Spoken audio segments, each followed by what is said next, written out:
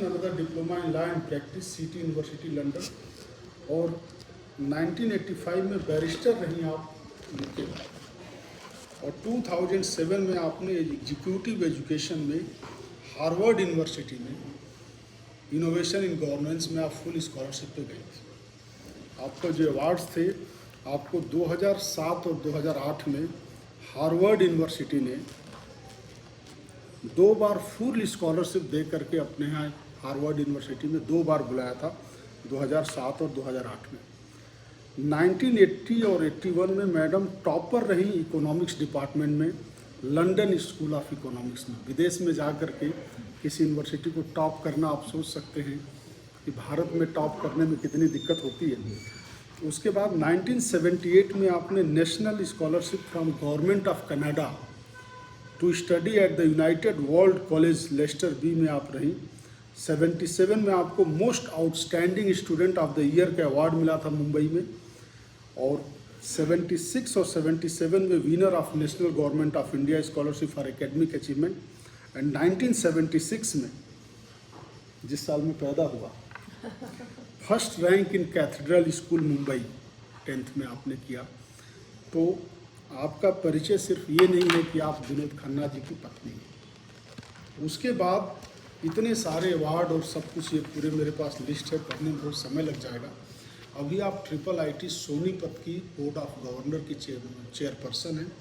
अपने जो SPA Ayesha AIIMS की बोर्ड ऑफ गवर्नर की मेंबर है। तो अभी भारत के राष्ट्रपति ने IIIT भोपाल में आपको एडिशनल चार्ज बना के भेजा है 3 दिन पहले और आप देखिए 3 दिन पहले आप बनी हैं और हमारी मीटिंग 23 को थी। हमने रिक्वेस्ट किया कि आप आइए और बॉम्बे से सुबह से चल रहा और रात को आपकी फ़्लाइट है। तो मुझे लग रहा है I think you started around 7 AM morning from your house. 8:30 start किया, फिर अभी 12 बजे तक पहुँचेंगे घर रात को। So we are very happy that she is here for board of governor chairman. और हम लोगों का जो IIIT है, NIT है और IIT है, ये जो इंडिविजुअल बॉडी है और इसके जो सबसे जो भी डिसीजन मेकिंग है वो बोर्ड ऑफ गवर्नर्स में होती है, डिसीजन मेकिंग जो होती है और उसकी आप चेयरपर्सन हैं। तो सारे हमारे जो भी डिसीजंस हैं आपके नेतृत्व में होने वाले हैं। अब आप लोगों को कोई सवाल हो तो आप लोग पूछ सकते हैं। अगर बीच में कुछ ज़रूरत पड़ा तो मैं थोड़ा मैडम की हेल्प करूँगा। मुझे एक क्लैरिफिकेशन करना है कि लंदन में मैं टॉपर नहीं थी इकोनॉमिक्स में। मैंने लंदन स्कूल ऑफ इकोनॉमिक्स में अकाउंटिंग एंड फाइनेंस किया था और वो उस समय सबसे डिफ़िकल्ट कोर्स था एडमिशन। नो 80 जब मैंने अप्लाई किया तब तो बाकी सब ठीक है, लेकिन सिर्फ ये चीज़ क्लैरिफाई करनी। फर्स्ट ऑफ ऑल आपका भोपाल में स्वागत है। Thank you. और ये IIIT भोपाल एक नेशनल इम्पोर्टेंस का जस्ट 17 में बना है और तो बहुत सारे एक्सपेक्टेशन और एस्पिरेशंस रहते हैं। चूँकि आज तो आप UG को अटेंड किया है, आपने फाइनलाइज किए हैं, तो सबसे पहले तो हम आपसे शुरुआत करेंगे। मैं ITDC इंडिया से SD वीरेंद्र। हमारा आपसे रिक्वेस्ट ये है कि आज की मीटिंग्स के कुछ पॉइंट्स जो आप हम सबके साथ शेयर करना चाहें वो बताइए। फिर हमारे क्वेश्चनर्स जो हैं, जैसे कि यहाँ सबसे बड़ी बात है, ये संस्थान एक लंबे समय से मेरिट के बारे में माना जाता है। मेरिट तो सबको जगह देता है और सबको आश्रय देता है बहुत प्यार से। तो हमें भी मिला, SPA को भी मिला हमारा, लेकिन हमारे संस्थान के लॉन्ग टाइम हो गया है और यहाँ पर अभी तक लैंड फाइनलाइज नहीं हुई स्टेट गवर्नमेंट के साथ में और अलॉटमेंट अपने हाथ में नहीं है। तो आप क्या एक्सपेक्ट करते हैं कि आपके जो टेन्योर शुरू हो रहा है, जिसकी हमारी वेलविशिंग हम सब की है, हमारी पत्रकार फ्रेटर्निटी आपके साथ है, कि वो आपके टेन्योर में ही सब चीज़ें पूरी हो। तो आपने इस बारे में क्या आगे बढ़ने का सोचा है? और दूसरा question, aspiration expectation from IIIT Bhopal, आप क्या रखते हैं? एक तो मैं एडिशनल चार्ज दिया गया है मुझे, क्योंकि मैं ऑलरेडी हूँ चेयरमैन IIIT सोनीपत की। तो ज़्यादातर ये एडिशनल चार्ज होता है 6 महीने का, लेकिन फिर भी जब मैं यहाँ आई और मैं डायरेक्टर साहब के साथ बैठी हूँ तो मुझे लगता है कि हमें बहुत डायनामिक डायरेक्टर है हमारे IIIT भोपाल के, आप सब जानते ही होंगे। और मेन वैसे जो मैंने देखा, मैंने पूरा रिव्यू देखा, जो पेपर्स मुझे दिए गए थे मीटिंग के लिए, हमारी फाइनेंस कमेटी की भी मीटिंग थी। Correct. उसमें सब मतलब ये ऐसी संस्था है जो अपने बल पे इतना कुछ कर चुकी है। इसमें एक पब्लिक प्राइवेट पार्टनरशिप का मॉडल है, जिसमें सेंट्रल गवर्नमेंट को भी और स्टेट गवर्नमेंट को भी और प्राइवेट पार्टीज़ को भी पार्टनरशिप में करना पड़ता है। लेकिन ट्रिपल आईटी भोपाल में ये कॉन्ट्रीब्यूशंस लगभग 5% आई होंगी, जितनी इनकी कमिटमेंट है, उनकी फाइनेंशियल कमिटमेंट जो होती है। ट्रिपल पी है वो तो कंप्लीटली वैसा ही बना है। बहुत कम आए हैं और सिर्फ स्टेट का सेंट्रल गवर्नमेंट से आए हैं।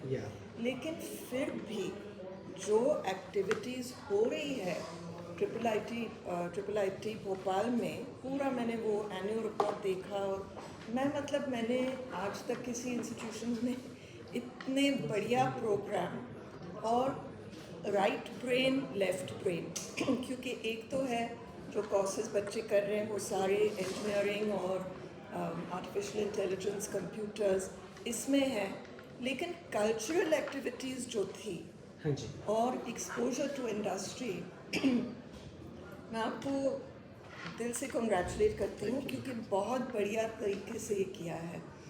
तो एक तो ये बहुत इम्प्रेसिव है कि आपके फंड से जो आप खुद जनरेट कर रहे हो, आप इतने बढ़िया से ये इसको कॉलेज ये ट्रिपल आईटी भोपाल को इस लेवल पे ले आए हो। और इसलिए मैं बहुत इंथुजियास्टिक हूँ कि जब तक मैं यहाँ हूँ मैं कुछ करूँ।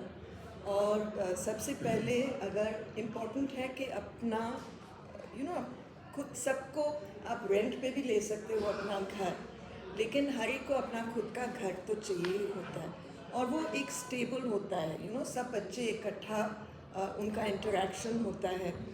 कुछ कॉलेजेस हैं जहाँ, जैसे कि लंदन स्कूल ऑफ इकोनॉमिक्स, वहाँ कोई कैंपस नहीं है जहाँ वो लोगों को एक जगह अकोमोडेट करे सभी स्टूडेंट्स को।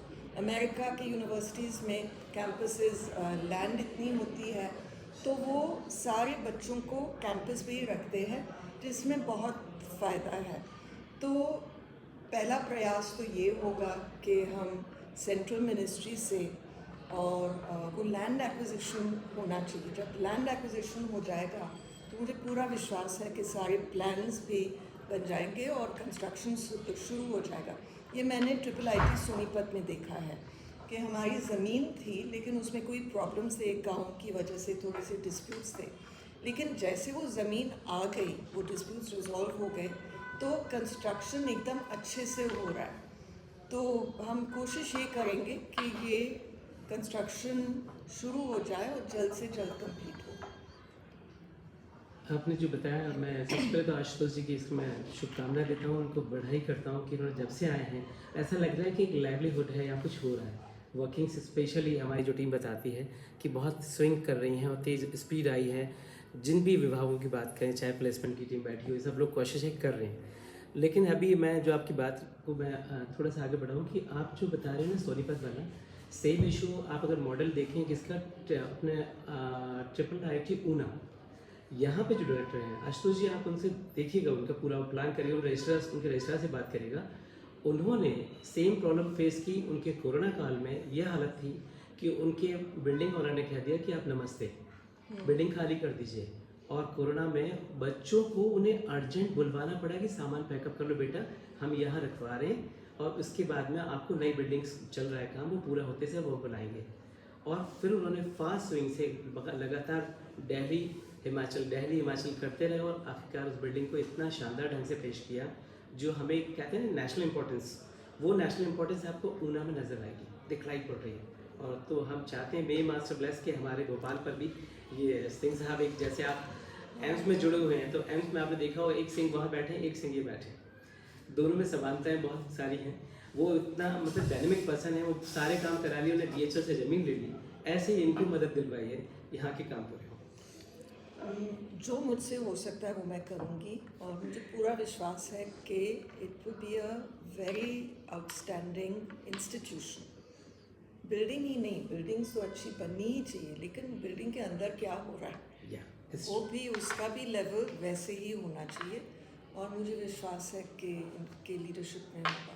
मैम आप बैठक में इस तरह के डिसीजन बैठक का छोड़ दीजिए, कॉन्फिडेंशियल होती है। नहीं, ऐसा कुछ हाँ, ज़मीन के बारे में हाँ। चर्चा हुई है और थोड़ा सा मैं जो बताने जैसा। हाँ, मैं कुछ आप लोगों को जोड़ देता हूँ। देखिए, कोई भी इंस्टीट्यूट में दो तरह के इंफ्रास्ट्रक्चर हैं, एक फिजिकल इंफ्रास्ट्रक्चर है, एक एकेडमिक इंफ्रास्ट्रक्चर है। एकेडमिक इंफ्रास्ट्रक्चर का महत्व बहुत ज़्यादा होता है। आज इस भोपाल में बहुत सारे कॉलेजेज होंगे जिनके पास बहुत सुंदर बिल्डिंग है, लेकिन वहाँ बच्चे नहीं हैं पढ़ने वाले, वहाँ के लोगों को नौकरी नहीं है।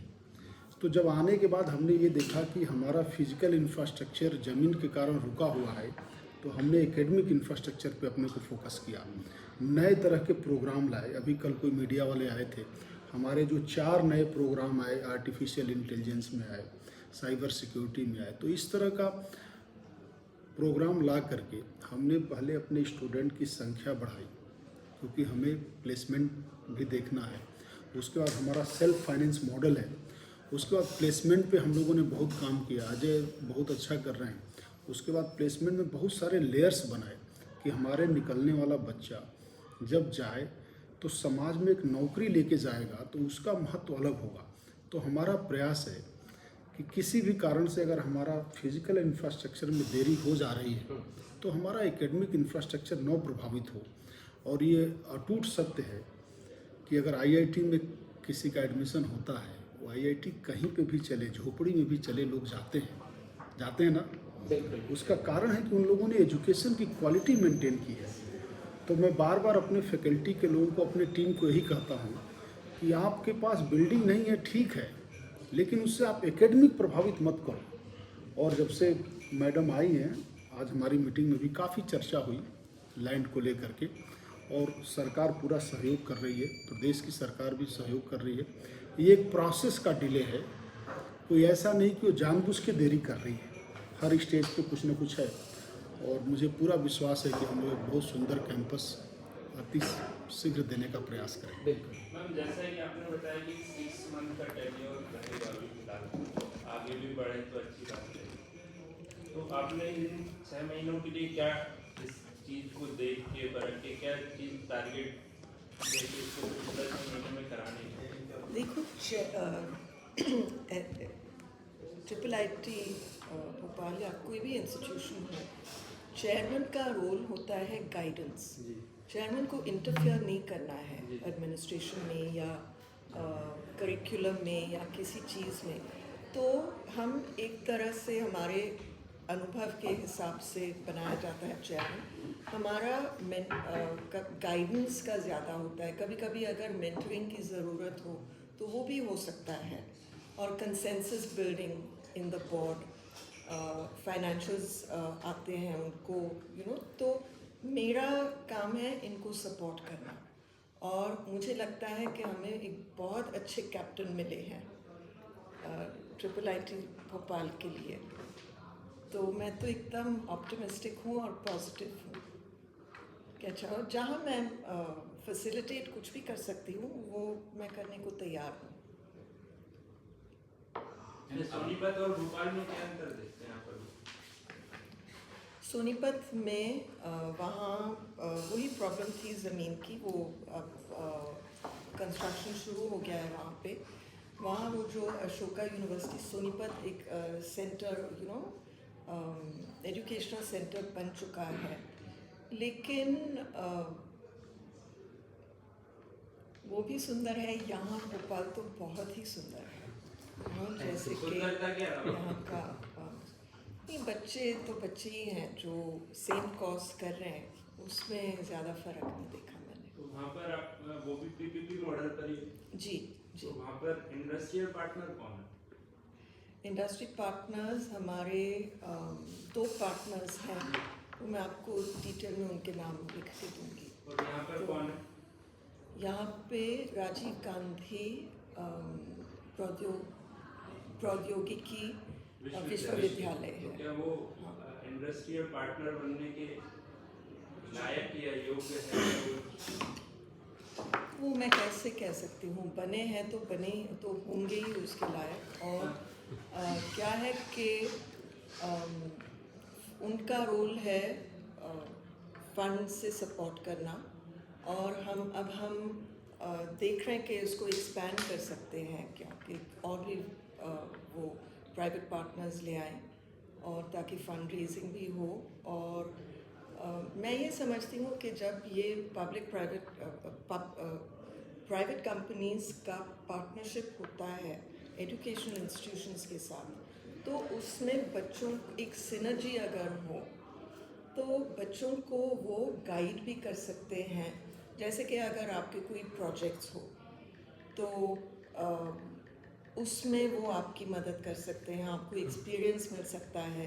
तो ये पार्टनरशिप्स जब आप किसी इंटर्नशिप के लिए जाते हो तब भी एक पार्टनरशिप बनता है आपके बच्चों का, क्योंकि वो आपके इंस्टीट्यूशन में ही पढ़ाई कर रहे हैं, लेकिन वो इंटर्नशिप आपके इंस्टीट्यूशन की वजह से उनको अपॉर्चुनिटी मिलती है, कंपनीज आपके इंस्टीट्यूट में आते हैं, और वो पार्टनरशिप भी बहुत इम्पोर्टेंट है। मेरा मतलब ये था मैम कि Rajiv Gandhi is a state university, yes, और triple IT is a national important institute, yes, दोनों एकेडमिक इंस्टीट्यूट है, और वो भी गवर्नमेंट बॉडी है। तो प्राइवेट पार्टनरशिप का उद्देश्य पूरा हो पा रहा है या नहीं, जो भी आपने देखा उसके?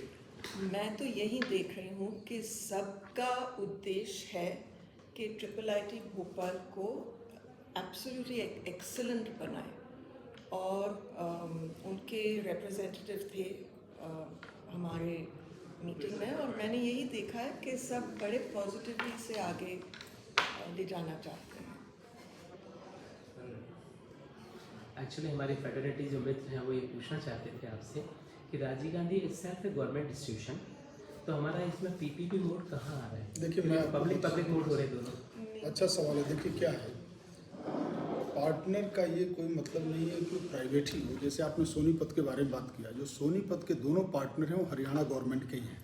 अब मैं नाम बताता हूँ। पहला पार्टनर है Haryana state industrial and infrastructure development corporation, ये भी हरियाणा सरकार का एक विंग है। हाँ, ड्यूटी है उनकी। दूसरा Haryana state electronic development corporation limited, ये भी हरियाणा गवर्नमेंट का ही है। तो गवर्नमेंट का इंडस्ट्री पार्टनर हो सकता है, गवर्नमेंट का पार्टनर गवर्नमेंट आ सकती है। अभी ये कि एकेडमिक इंस्टीट्यूट पार्टनर होगा कि नहीं, अब देखो ये विषय 2017 में जब बना उठा था ये वाला, तो उस समय के लोगों को अब क्या है कि मैडम को भी आए 3 दिन हुआ, हमको भी 1-1.5 साल आए हुआ। तो जब भी सरकारी दस्तावेज में कोई चीज़ आ जाती है तो उसको बदलना या उसको करना इतना आसान नहीं है। अब क्या कारण उस समय रहे हैं, अब 8 साल पहले क्या कारण रहे, अब उसके ऊपर हम लोग बहुत कमेंट नहीं कर पाएंगे। यानी हम ये समझें कि अभी हमारे पास प्राइवेट इंडस्ट्री पार्टनर्स तो लगभग ना के बराबर हैं। नहीं, पार्टनर तो है ना, नहीं ना के बराबर नहीं कह सकते, पार्टनर है। मेजर ग्रुप ऑफ जो है, आपने बताया कि एकेडमिक एक्सीलेंस बहुत अच्छा है ट्रिपल आईटी का, हम भी उसको स्वीकार कर रहे हैं। क्या आरजीपीवी का वो एक्सीलेंस है?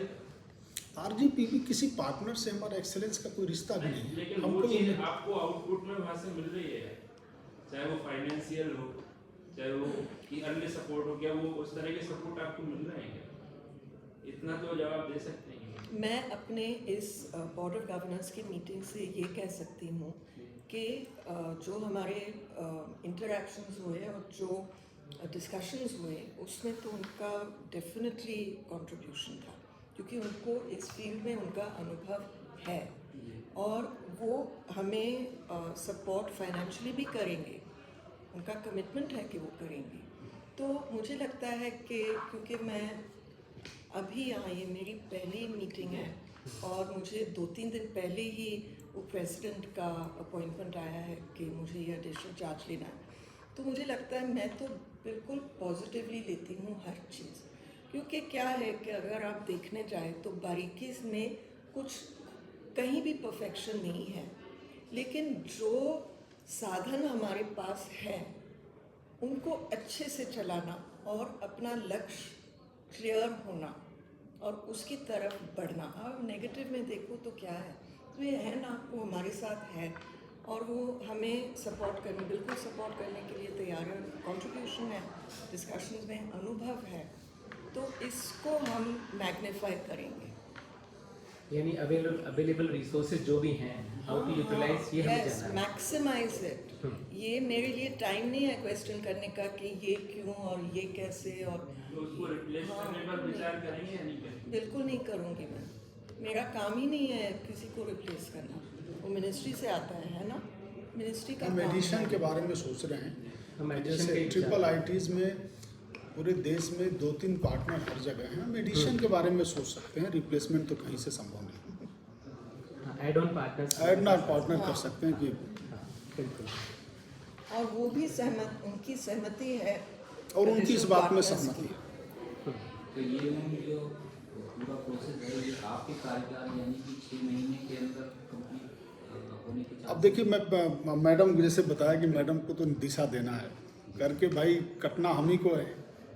हम लोग कोशिश करेंगे कि इंडस्ट्री पार्टनर को बना के तैयार करके एक्सटेंड होने का कितना चांस पूरा चांस है। अगर होता है मैं बहुत खुश होंगी, मुझे आप भोपाल दोनों- बहुत अच्छा मैम लगता आप दोनों को कोऑर्डिनेट कर लेंगे, भोपाल और सोनीपत, उसमें कोई प्रॉब्लम किस तरीके की आ सकती है। है? हाँ क्यों नहीं, इतने लोग हैं जो कॉर्पोरेट बोर्ड्स पे होते हैं, अनेक बोर्ड्स पे होते हैं। जी उसके लिए जैसे मैंने कहा, मेरा रोल एग्जीक्यूशन का नहीं है, मेरा रोल मेंटरिंग का है, गाइडेंस का है, एथिक्स का है, वो है। तो भोपाल में फिर और जब इंस्टीट्यूशन को डायरेक्टर को एडवाइस चाहिए होती है तो वो बोर्ड ऑफ गवर्नर्स के थ्रू होता है। मैम, You know, जैसे वो कि- सिस्टम है। मैं बोर्ड ऑफ गवर्नर्स की चेयरमैन हूँ, उसमें और भी मेंबर्स हैं और ये एक कलेक्टिव बॉडी है। ऐसा नहीं है कि मैं इनके ऊपर इनकी सीनियर हूँ, ऐसा ये नहीं कलेक्टिव है। माइंडसेट का वर्कआउट या, हमारा मैं बोर्ड की चेयरमैन हूँ। जी मैम कितने मेंबर्स हैं बोर्ड में? 9 है। फाइनेंस कमेटी में 7 हैं और 11 के आसपास। 11। तो यहाँ भोपाल से लिंक्ड कितने मेंबर्स हैं? भोपाल से देखिए, जो बोर्ड मेंबर हैं उसमें एक तो ट्रिपल आईटी के डायरेक्टर हैं, एनआईटी के डायरेक्टर हैं, मैं हूँ, इंडस्ट्री पार्टनर के नाम पे राजीव त्रिपाठी जी हैं, एक सोशलिस्ट के नाम से, सोशल वर्कर के नाम पे राजीव वर्मा जी हैं जो सिनेमा के एक्टर थे। उसके बाद आईआईटी जम्मू के डायरेक्टर हैं। उसके बाद एक रवि कथोरिया जी हैं, इंडस्ट्रियलिस्ट हैं, नोएडा से हैं। एक प्रोफेसर हैं, गुजरात से हैं, और 2 प्रोफेसर और इस तरह से हैं।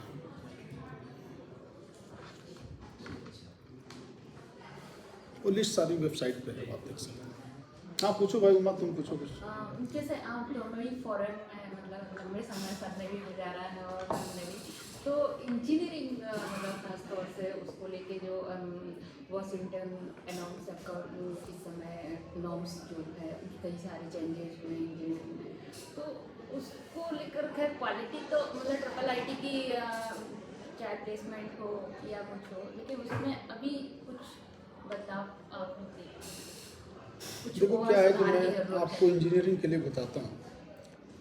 जो इंजीनियरिंग के ब्रांचेज हमारे हैं, इलेक्ट्रॉनिक्स है, कम्युनिकेशन है, कंप्यूटर है, आईटी है, ये जाग्राफिकल इंडिपेंडेंट है। जैसे सिविल इंजीनियरिंग है, तो सिविल इंजीनियरिंग में क्या होता है कि यहाँ की ज़मीन कैसी है, वहाँ की ज़मीन कैसी है, उसके ऊपर बिल्डिंग डिपेंड करेगी। लेकिन आपका मोबाइल फ़ोन है, अब ऐसा नहीं कि भारत में दूसरा टेक्निक चलेगी और जापान में दूसरा चलेगी। तो हम लोगों के कोर्सेज, हम लोगों का जो पढ़ाई, हम लोगों की नौकरी सब ग्लोबल है। इसलिए हम लोग अपने बच्चे को ऐसा तैयार करते हैं कि ग्लोबली कॉम्पिटेंट हो। तो जब हम लोग नए प्रोग्राम लाए थे तो उस समय हमने 12 यूनिवर्सिटी को बेंचमार्क किया था, जिसमें 3 इंडिया से थे IITs, 3 प्राइवेट इंस्टीट्यूट थे 6, और 6 हमने बाहर की यूनिवर्सिटी से बेंचमार्किंग किया, मार्केटिंग सर्वे किया कि कितने इंजीनियर्स की ज़रूरत है इस देश में, कितने साल के बाद, तब हम नए प्रोग्राम ले आए। तो जैसे कि बिना ग्लोबलाइजेशन फैक्टर को इग्नोर करके हमारे प्रोग्राम नहीं चल सकते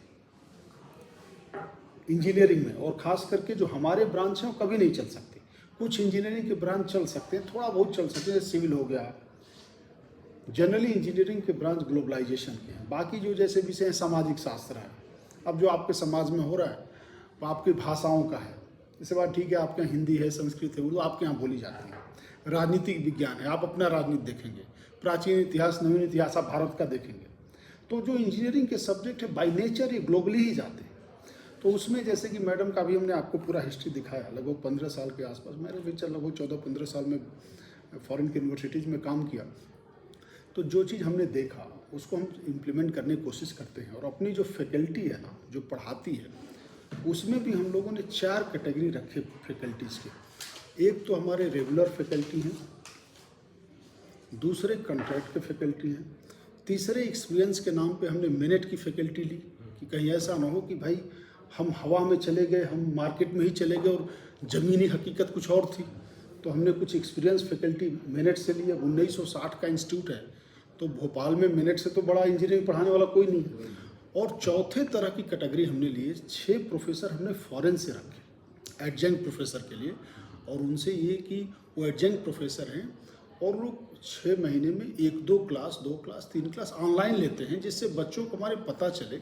अब इतना हमारे पास पैसा नहीं है कि हम उनको फिजिकली बुला सकें, लेकिन हर बार हम हर सेमेस्टर में कोशिश करते हैं कि 10-12 क्लास हमारे फॉरेन के फैकल्टीज ले सकें। उसका रिजल्ट अभी अपन ने कुछ क्लास की थी। हाँ, अब आपने को दिखाया था ना कि जो क्लासेस, तो उसमें क्या है कि देखो 2-3 क्लास में कोई सब कुछ तो नहीं पढ़ा सकता, लेकिन एक फ्लेवर तो दे ही सकता है। और उसकी बहुत ज़्यादा ज़रूरत है। अभी हमने यूनिवर्सिटी ऑफ डकोटा यूएस से अभी जो कॉन्फ्रेंस हुई थी दिसंबर में, उससे MOU किया। एक्चुअली मैं MOU के लिए बहुत उत्साहित नहीं था। उन्होंने कहा कि मैं MOU करना चाहता हूँ। मैं बोला मेरे से क्या करोगे आप, मेरे पास कुछ है नहीं। बोले नहीं, आपके पास कुछ है, मैं जानता हूँ आप लोगों के पास क्या है। क्योंकि देखिए जो IIIT के जो बच्चे हैं ना, वो बच्चे ही हमारी पूंजी हैं।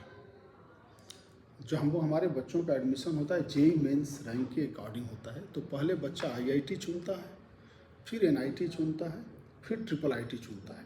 लेकिन NIT में सब ब्रांच नहीं, सिविल और मैकेनिकल नहीं। तो हमारे यहाँ जो बच्चे आते हैं, अगर मध्य प्रदेश का उदाहरण देखा जाए तो IIT Indore, IIIT Gwalior, NIT Bhopal का केवल 3 ब्रांच और हमारा, ये क्रीम हम देश का बार है। तो ये हमारी जिम्मेदारी है कि किसी भी तरह से उनको इस तरह की शिक्षा दें कि वो, तो ग्लोबलाइजेशन से तो बिल्कुल इनकार नहीं किया जा सकता। सर एक चीज़ और है, सभी नेशनल संस्थान, चाहे नेशनल फॉरेंसिक यूनिवर्सिटी हो, SPA हो या फिर अपना ये आईसर हो, ये सभी इस समय ये चाहते हैं कि हमारे लिए मध्य प्रदेश के बच्चे भी मिलें। खैर वो वाली बात है, लेकिन फिर भी उनकी कोशिश है कि हम, और इसी तरह IIIT में भी यहाँ के हाँ देखिए, बड़ा अच्छा सवाल है आपका। देखिए हमारे यहाँ NIT में रिजर्वेशन है 50% भोपाल का। हमारे यहाँ कोई स्टेट लेवल का रिजर्वेशन नहीं है। लेकिन हमारी चीफ सेक्रेटरी से भी जब बात हो रही थी, तो लैंड के बारे में भी बात हो रही थी, तो बोले यार मध्य प्रदेश के कितने बच्चे हैं। तो हमने जब डेटा निकाला तो बहुत अच्छा डेटा निकल के आया, 37% बच्चे हमारे यहाँ मध्य प्रदेश के हैं।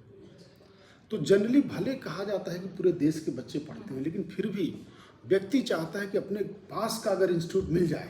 यहाँ खोलने का मतलब ही उद्देश्य ही है ना, मतलब बच्चा मुंबई जाएगा, कहीं वो पानीपत जाएगा और यहाँ खुल गया, उसको यहाँ का यदि इंस्टीट्यूट ना मिले तो क्या मतलब है। इस समय 1400 के आसपास स्टूडेंट, 37% विद्यार्थी हमारे यहाँ मध्य प्रदेश के। मेरी राय ये है कि जब आप कॉलेज जाते हो तो आप अपने, ये अच्छी बात है कि आप हॉस्टल में रहो, इंडिपेंडेंट बन जाते हो आप, और अडल्ट बन गए हो आप। तो जब ये इंफ्रास्ट्रक्चर बन जाएगा, जब कैंपस बन जाएगा, तो मुझे लगता है कि कोई फ़र्क नहीं पड़ता है कि आप कहाँ पढ़ रहे हो, कि आपका कैंपस दिल्ली में है या भोपाल में है या नॉर्थ ईस्ट में है या जहाँ भी है। कैंटीन ठीक होना चाहिए, क्योंकि सिर्फ लोकल फूड नहीं वो, लेकिन वो अरेंजमेंट्स होती है सभी कैंटीन्स में, तो आपको एक्सपोजर मिलता है और आपका इंडिपेंडेंस बढ़ता है, आपका कॉन्फिडेंस बढ़ता है। फिर भी गवर्नमेंट तो इसीलिए शायद सभी राज्यों में अलग अलग इंस्टीट्यूट यदि वो MP में देती है तो उसका मकसद कहीं ना कहीं ये होता है कि बच्चों को यहाँ फैसिलिटी। देखिए ये नेशनल इंस्टीट्यूशंस है, जितना इंटीग्रेशन होता है उतना अच्छा है।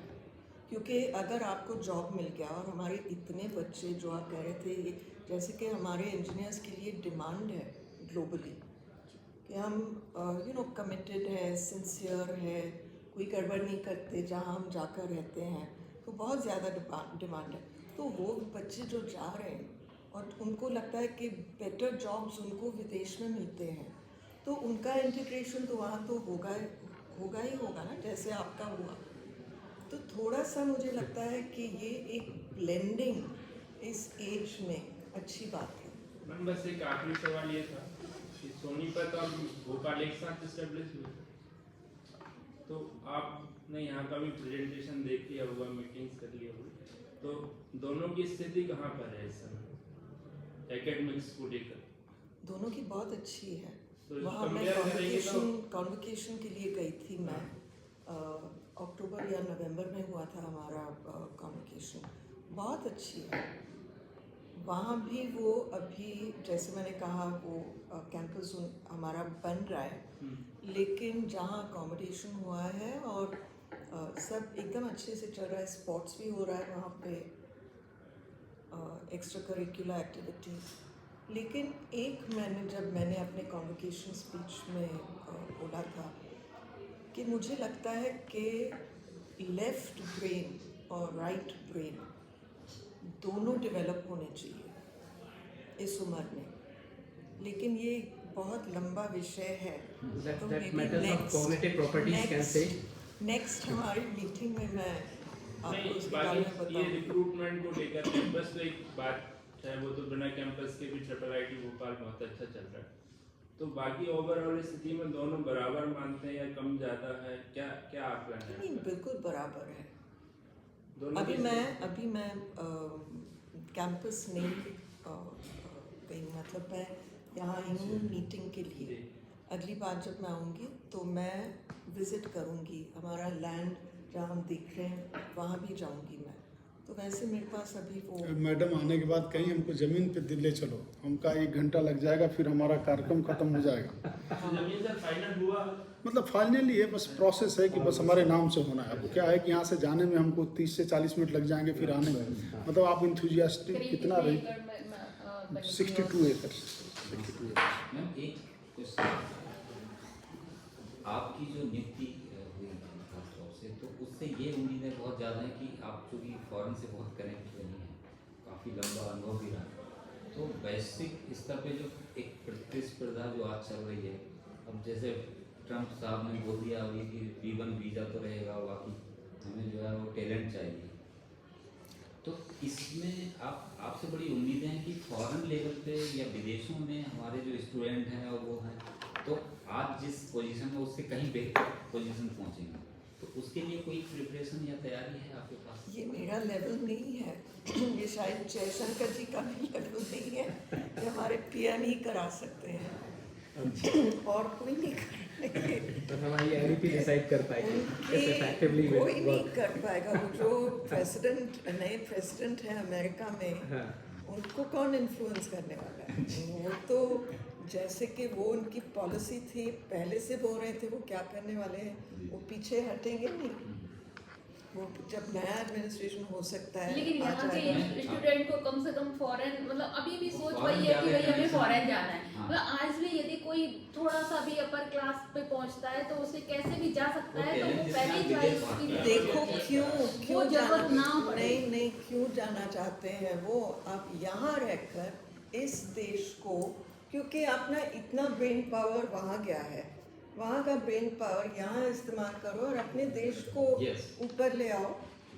तो वो मेंटली हो सकता है अमेरिकन की जो नई पॉलिसी है अमेरिका की, वो हमारे लिए बहुत अच्छी होगी। नहीं, मैम ये है कि मतलब आज भी मेंटलिटी है कि हम फॉरेन जाएं, वहाँ ज़्यादा अच्छा रहेगा, तो ये मेंटलिटी टूटे कि भाई हमारे यहाँ भी इतने अच्छे देखो कोई आपके लिए कोई अच्छा बना, आपको खुद जो आपको चाहिए ना, आपको उसके लिए प्रयास करना चाहिए।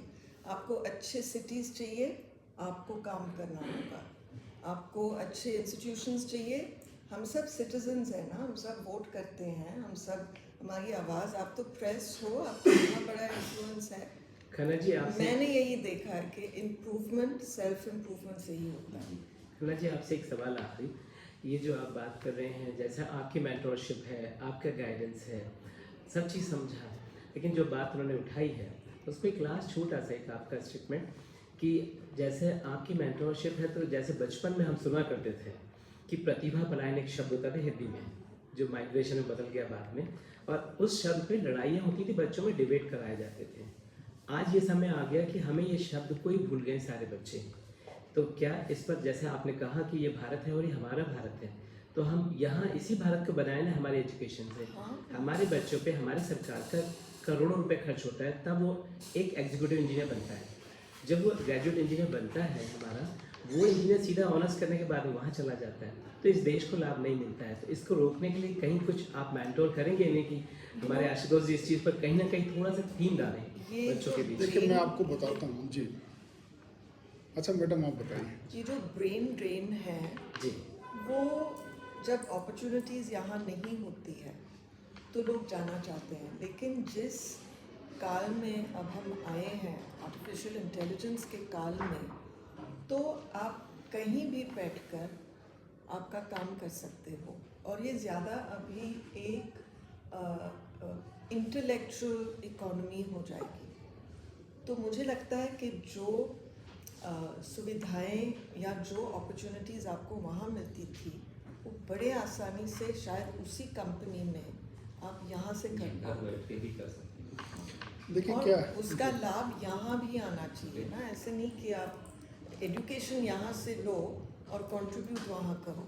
Yes, thank you. हाँ आशुतोष जी, आप कुछ कह रहे थे इस पर। देखिए क्या है कि अभी जो है पूरी दुनिया में, जैसे कि हम लोगों का जो डिपार्टमेंट, हम लोग का इंस्टीट्यूट है ना, बेसिकली सॉफ्टवेयर इंजीनियर का है। 29 मिलियन सॉफ्टवेयर इंजीनियर्स इस समय है। सबसे नंबर 1 पे चाइना है, और जिस तरह की जो हमारी स्पीड है, 2 साल में हम चाइना को क्रॉस कर जाएंगे। हमारे दुनिया में सॉफ्टवेयर इंजीनियर पूरा छा जाएंगे। जहाँ तक देखिए राजनीतिक बात होती है ना, दुनिया की या देश की राजनीति उधर जाती है जिधर समाज जाता है। अमेरिका के लोग भारतीयों को इसलिए नहीं बुलाते कि उनको हमसे प्यार है, इसलिए कि हमको उनकी ज़रूरत है। और जिस दिन हमारा इंडस्ट्री में हमारा कब्जा हो जाएगा, उनको मजबूरी में हमको वीज़ा देना पड़ेगा। हम खुद ही विदेशों में रहे, हम लोगों की रिक्रूटमेंट ही होती है। जब मैं इंग्लैंड में था तो सबसे पहले इंग्लैंड का व्यक्ति होना चाहिए, नहीं मिला तो यूरोपियन यूनियन होना चाहिए, तब जाके इंडियन होगा। Yes yes. तो आप ये मत सोचिए कि कोई जा रहा है, कोई हमारे ऊपर उपकार कर रहा है, पहला चीज़। दूसरा, जैसे कि आपने बताया ब्रेन ड्रेन, हम लोग भी जब युवा थे उस समय राजनीति में थे, तो ब्रेन ड्रेन एक बहुत बड़ा विषय था।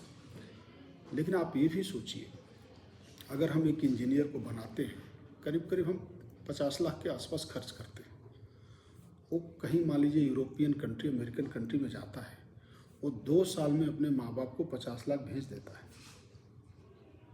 तो इनडायरेक्टली पैसा तो आता ही है। अब एक नया शब्द चला है, ये ब्रेन ड्रेन नहीं, ब्रेन गेन है।